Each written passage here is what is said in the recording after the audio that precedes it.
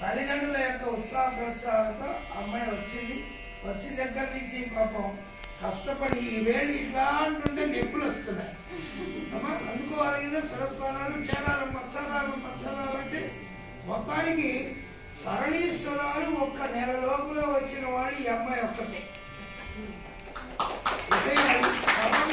ఎందుకంటే వాళ్ళకి ఉత్సాహాన్ని అందించాలి.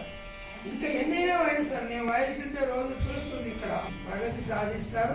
ఇప్పుడు ముఖ్యంగా తల్లిదండ్రులంతా వచ్చింది మా పిల్లవాడు మా అమ్మాయి ఏమి సాధించాలి ఈ నెల రోజుల్లో దాన్ని చూపించడం కోసం చిన్న ఫంక్షన్ లాగా చేస్తున్నాం. మరి ఇది వచ్చే సంవత్సరం ఇంకా పెద్ద ఫంక్షన్గా విస్తృతోప శాఖలై చక్కగా సాగినవడే మంచి ఇతర దేశాలకు కూడా వెళ్ళి వస్తుంది అమ్మాయి. మంచి ఇది డాన్సర్ ఇక్కడికి వచ్చి నేర్పడం అంటే చాలా విశేషమే.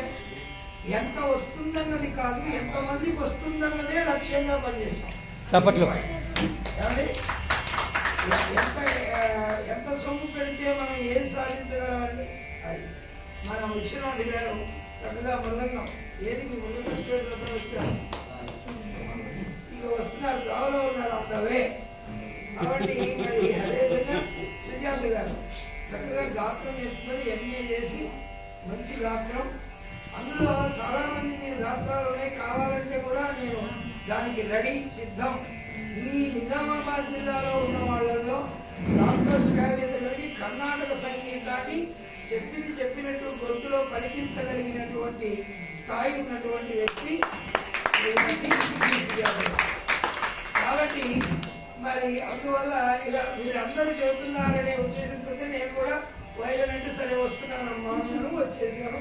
నెల రోజులు మా క్యాషియో శశాంక్ గారి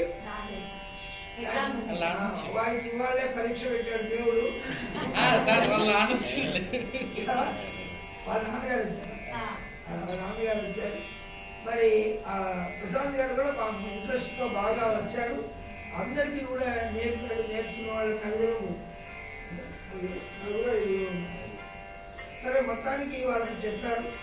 వీళ్ళు నేర్చుకున్న వాళ్ళందరూ వాళ్ళ విద్యను ప్రదర్శిస్తారు. ఒక్కొక్క ఐటమ్ ఒక 5 నిమిషాలు 3 నిమిషాలు మాత్రమే వాళ్ళకి టైం. తర్వాత కంటిన్యూషన్ చేయదలుచుకున్న వాళ్ళు కూడా మరి సుజాత గారు ఈ ఊరే, నలుగురిది ఈ ఊరే, నాది కూడా శశాంక్ కూడా ఈ ఊరే. అందువల్ల ఎవరు నేర్చుకోదలిచినా దాన్ని కంటిన్యూ చేయండి. పట్టరాదు పట్టి విడవరాదు అని ఏమా.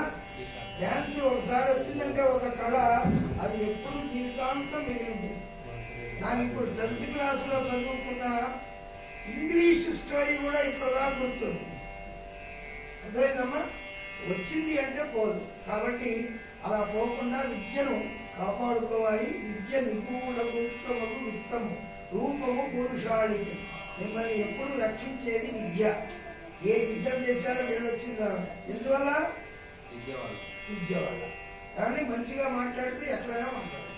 ఎక్కడైనా ముందుగా వినాయకుడి ప్రార్థన, గణపతి ప్రార్థనతో చక్కగా చిన్నారులు నృత్యం చేయబోతుంది.